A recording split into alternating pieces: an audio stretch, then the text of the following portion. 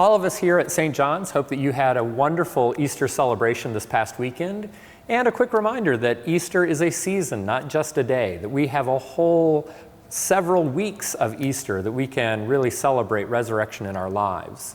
And in that, on that score, this is sort of our annual numerology lesson, that we've just come out of the season of Lent, and we talk about the 40 days of Lent.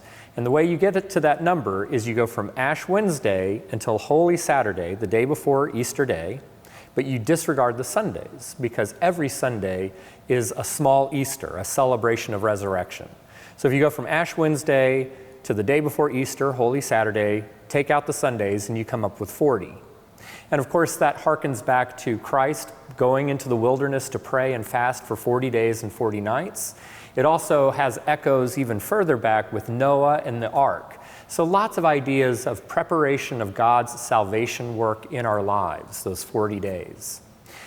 On the other side of that is kind of a counterbalance. We have 50 days of Easter. And in fact, historically, the church has called it the Great 50 Days because it's such an important time of the year. And we think about 50, we get to those numbers because the Bible is very specific about how many days it was after the resurrected Christ, who moved among his disciples for those many days. He was on earth for a certain amount of time and then rose to heaven at the ascension. And then a few days after that was Pentecost on the 50th day. And so Pentecost is 50. And you back up from that where the Ascension is, and then you back up to that and you get the season of Easter. So it all fits together sort of with the gospel narrative, but it also makes a really balanced scheme for our worship. It's a nice organizational plan for us as we plan out our year.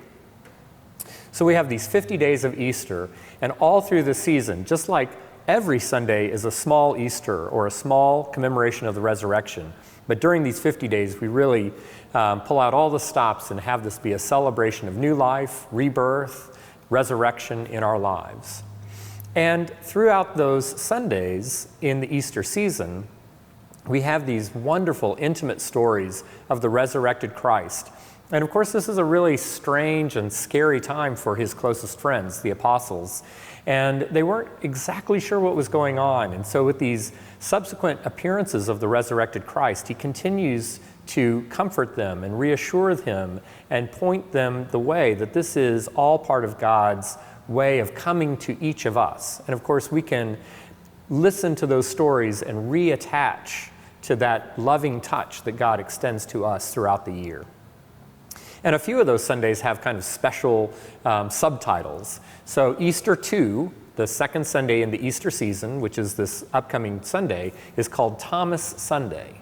Because every year, regardless of what lectionary cycle we're in, we read these stories of Thomas, the doubting Thomas, that Jesus appeared first to the 10 without Thomas, and obviously without Judas, and then Thomas doesn't exactly believe what they're all telling him. And so then Jesus appears again with Thomas present, and he says, "My Lord and my God."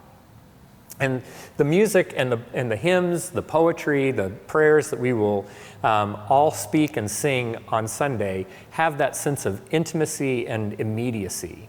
At the sequence, right before we sing or speak the Thomas story from the gospel narratives, we will sing, "We walk by faith and not by sight. No gracious words we hear from him who spoke as ne'er ere spoke, but we believe him near." And it goes on to talk about that Thomas story, about that we don't see and yet we believe.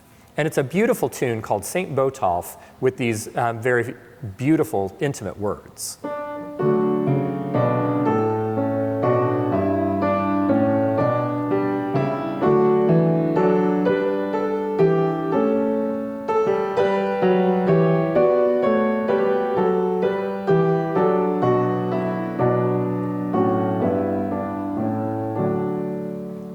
It's interesting that this tune, although it was written in the first half of the 19th century, had kind of trouble finding its way into hymnals.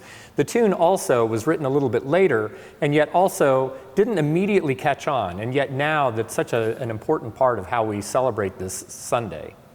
And as we continue on, we'll have some beautiful choral anthems that tell the Thomas story, and then at the Eucharist, where we really celebrate the presence of Christ, we'll be singing about Here, oh my Lord, I see you face to face.